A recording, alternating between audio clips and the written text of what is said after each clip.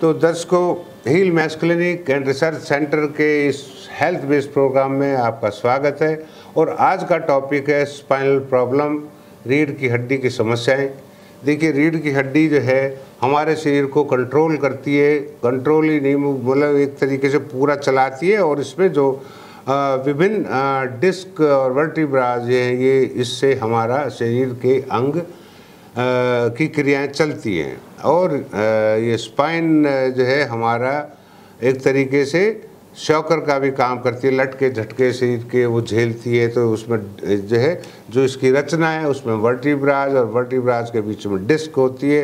Disc में एक lubrication होता है, वो आपके शरीर को मूवमेंट देता है।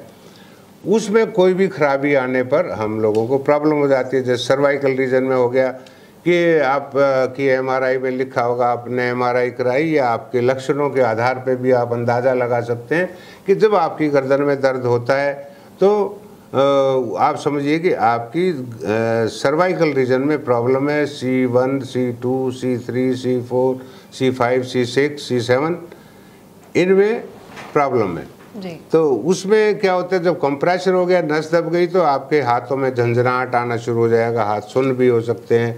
इस तरह की जो है प्रॉब्लम्स आ जाती है। गर्दन का जो है मूवमेंट कम हो जाता है, चक्कर आने लग जाते हैं।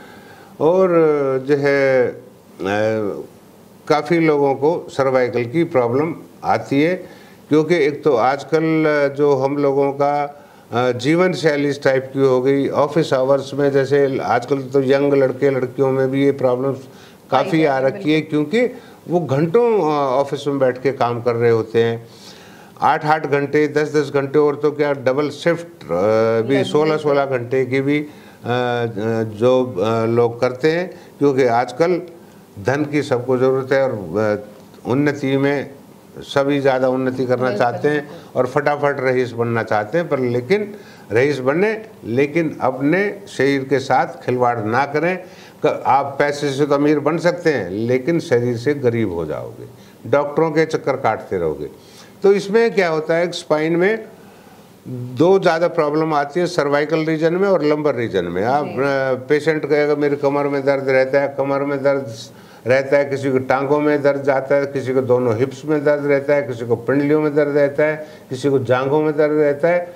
ये सभी स्पाइन की प्रॉब्लम है, लंबर की प्रॉब्लम, जो शुरू होता है L1, L2, L3, L4, L5, S1, यहाँ पर की प्रॉब्लम ज़्यादा होती है। स्लिप डिस्क भी इसको बोलते हैं। और जो है आपकी टांग में नीचे तक दर्द गया तो वो होता है सियाटिका।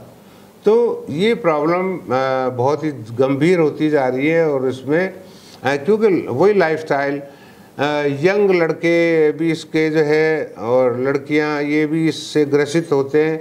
काफ़ी जिम ट्रेनर जो हमारे जिम्स में ये जाते हैं लड़के लड़कियां, वहाँ पे जो जिम ट्रेनर हैं वो भी इस रोग को बढ़ाते हैं।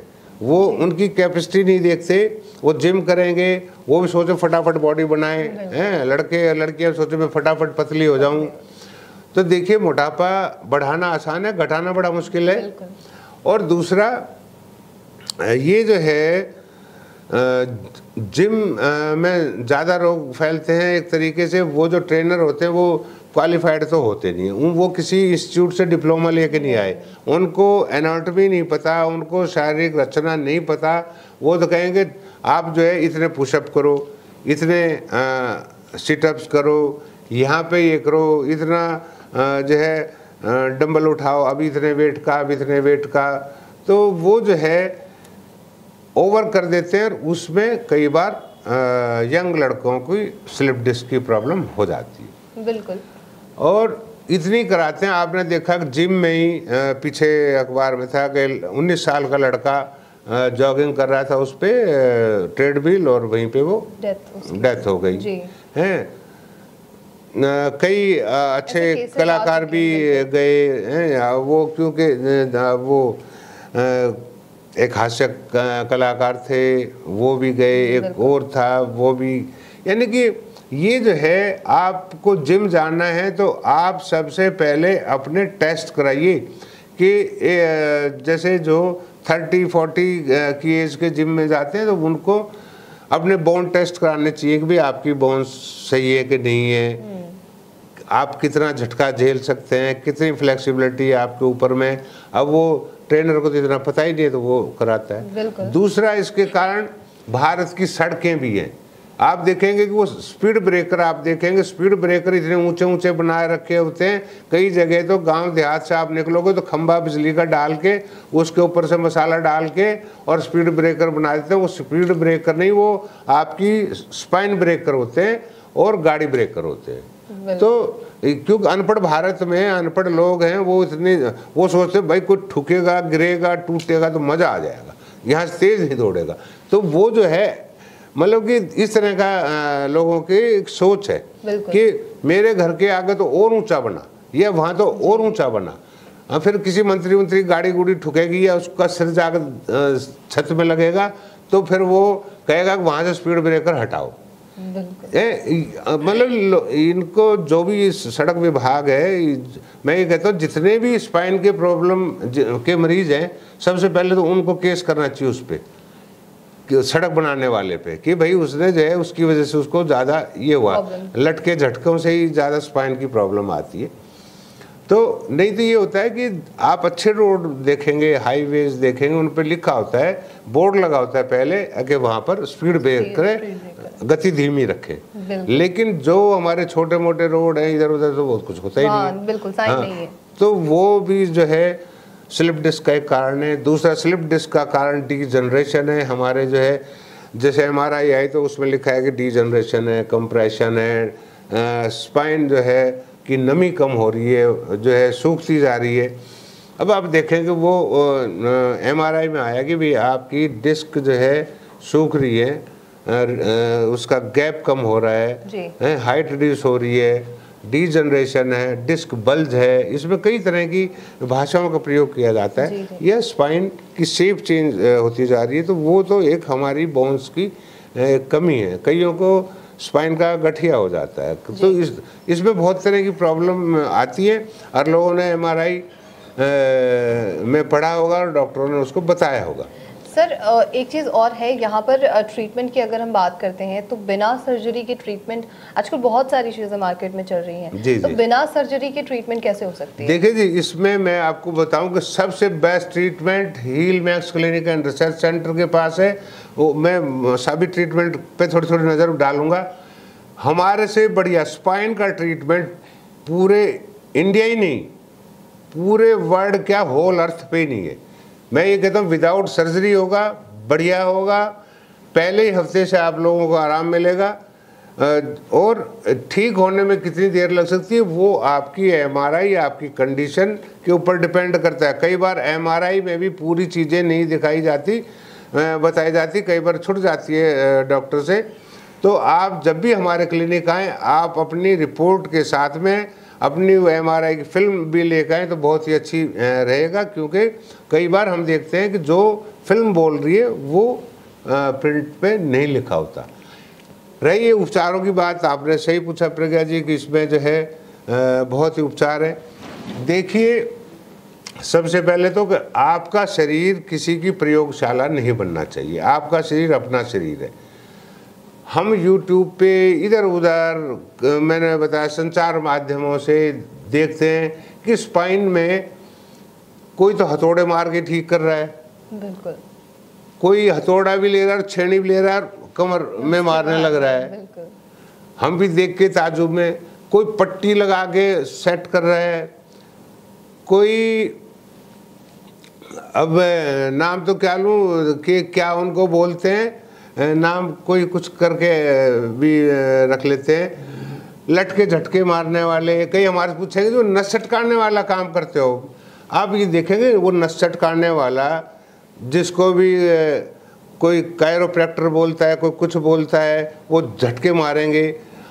और हम भी देखते हैं, कई बार हम अपना कुछ देख रहे होते हैं तो साथ में उस तरह का वीडियो भी आ जाता है, मान लो हमने दबाया वो, क्योंकि शॉर्टकट लिखते हैं 5 मिनट में आप अपना स्पाइन ठीक करें, आप डिस्क को सेट करें, ये करें, और वो उनको पेशेंट को मरोड़ियाँ लगा रहे होते हैं जी। इधर से चटकाया, उधर से चटकाया, उनकी पैथी ठीक हो सकती है, लेकिन जो हम देखते हैं कि जिस तरीके से वो मरोड़ी लगा रहा है, और आपने एक चीज़ नोट की होगी कि जितने ये कायरोप्रैक्टर हैं, ये कायरोप्रैक्टर के पास में फीमेल ही क्यों डॉक्टर वो पेशेंट होती है, कोई मेल की नहीं चटकारे होते, वो सारी फीमेल हैं। और असल में क्या होता है कि ये शुरू में तो कुछ ये मॉडल्स को बुलाते हैं, मॉडल्स ने 5-7 हज़ार रुपये लेने होते हैं, और वो ड्रेसेस भी उनकी इस तरह की होती है, फिर आप उनको लटके मारो, झटके मारो, कुछ भी मारो, शो ख़त्म करके उसने चले जाना है। वो कोई पेशेंट नहीं थी, उसको देख के और पेशेंट आ जाते हैं। अब मैं एक बात बताता हूँ कि आप भी ध्यान से सुन लीजिए दर्शकों, कि वो लटके झटके मारने वाले को MRI नहीं देखनी आई, मान लो डीजनरेशन है स्पाइन में, डिस्क बल्ज है और स्पाइन की नमी कम हो रही है, और उसने मारा झटका, कड़ाक झटका मारा, तो वो या तो सेट हो ही गई, नहीं तो 2-4 और भी हिल जाएंगी, 2-4 डिस्क और हिल गई। कई पेशेंट वहाँ से इलाज करके हमारे पास में आए, उनके झटकों से उनके स्पाइन में फ्रैक्चर तक हो गई। अब वो जो है कराने गए थे इलाज, तो और भयंकर स्थिति होगी, यानी कि स्पाइन में उनकी में फ्रैक्चर भी हो गया, और उसके डिस्क के ऊपर में दूसरी, जैसे L5-S1 के ऊपर में चढ़ गई, कहीं पे L4-L5 के ऊपर में चढ़ गई जी, और हालत खराब हो गई। तो ऐसे लटके झटकों से बचना चाहिए। आपने देखा होगा कि और कई सड़कों से गुजरोगे तो वहाँ पे बोर्ड बाहर में एक लगा होगा सड़क पे, जिसपे एक पहलवान छपा होगा, हड्डी ऐसे लपेटे पड़ा होगा, प्लास्टर से चढ़ा होगा, और वहाँ पे लिखा होगा जर्रा फलाना फलाना। वो जर्रे वर्रे जो झटके वटके मारते थे, आजकल वो ये कायरोप्रैक्टर हो गए कहलाते हैं। हाँ, वो उस तरह के। तो देखिए, कोई हथौड़े से पीट रहा है, धड़ाधड़ हथौड़े मार रहा है आपके स्पाइन पे, कोई झटके मार रहा है, कोई खींच रहा है, कोई तोड़, भाई ये आपका शरीर आपका है, इसको किसी की प्रयोगशाला मत बनने दो। सर्जरी देखिए, आपको जब भी ये प्रॉब्लम है तो ऑर्थोपेडिक के पास में जाए, डॉक्टर के, जो ऑर्थो के डॉक्टर हैं उनके पास जाए। बस आखिरी सवाल मेरा आपसे होगा कि आप यहाँ पर हील मैक्स क्लिनिक में कैसे ट्रीटमेंट होता है? ये तो बात हुई दूसरे जो पैथीज हैं, दूसरे जो डॉक्टर्स हैं। तो देखिए, उसमें क्या होता है, ज़्यादातर केसेस में ऑर्थो सर्जन तो सर्जरी बताएंगे, क्योंकि जो जैसा डॉक्टर होगा वैसा ट्रीटमेंट करेगा। सर्जरी जो है 95% फेल है। हमारे पास में काफ़ी पेशेंट आते हैं जो बेचारे सर्जरी कर रहे हैं, जवान लड़के 25 साल 20 साल 30 साल के, वो आते हैं और उनकी होल लाइफ ख़राब होगी, क्योंकि सर्जरी से नीचे का हिस्सा ही ज़्यादातर सुन्न हो जाता है और उसको लैट्रिन बाथरूम का भी पता नहीं लगता, और पूरी उम्र बिस्तर पे कटती है। 5% लोग हैं जो कि ठीक हो पाते हैं। तो हील मैक्स क्लिनिक में क्या है कि एक न्यूरोट्रॉन या न्यूरोट्रॉन प्लस 2 मॉडल आते हैं मशीन के, वो हम एक मशीन देते हैं, वो उसकी कॉम्प्लिकेशंस के हिसाब से देते हैं। अच्छा। कि भाई जो है ये उसकी कंडीशन देख के इसको ये मशीन दी जाएगी जी। कई का क्या होता है कि पेट बड़ा होता है, वो कितना ही इलाज करा ले, तो क्या होता है पेट जब आगे लटक रहा है तो पीछे स्पाइन पे जोर पड़ता रहता है, तो उसका पेट भी कम करना होता है। तो हमारी मशीन क्या है, एक उनका पेट भी अंदर करेगी, डिस्क को भी सेट करेगी, स्पाइन को भी सेट करती है, फ्लैक्सिबिलिटी बढ़ा के, और धीरे धीरे धीरे डिस्क बल्ज है, डिस्क में कंप्रेशन है, वो सारा सेट हो जाता है। और दवाइयाँ हम इसमें आयुर्वेदिक और यूनानी दवाइयाँ देती है जो कि उसकी रिपेयरिंग करती है, सीमेंटिंग का काम करती है। अच्छा। एलोपैथी में कोई दवाई नहीं है कि जो मान लो एनुलर टीयर हो गया, फट गया, फ्लूइड निकल गया, उसकी रिपेयर उसमें नहीं है। ये आयुर्वेदिक और यूनानी दवाई का कॉम्बिनेशन उसको रिपेयर भी करता है और ठीक करता है। डीजनरेशन हो गया उसको रोकेगा और उसको भी ठीक करता है। अच्छा।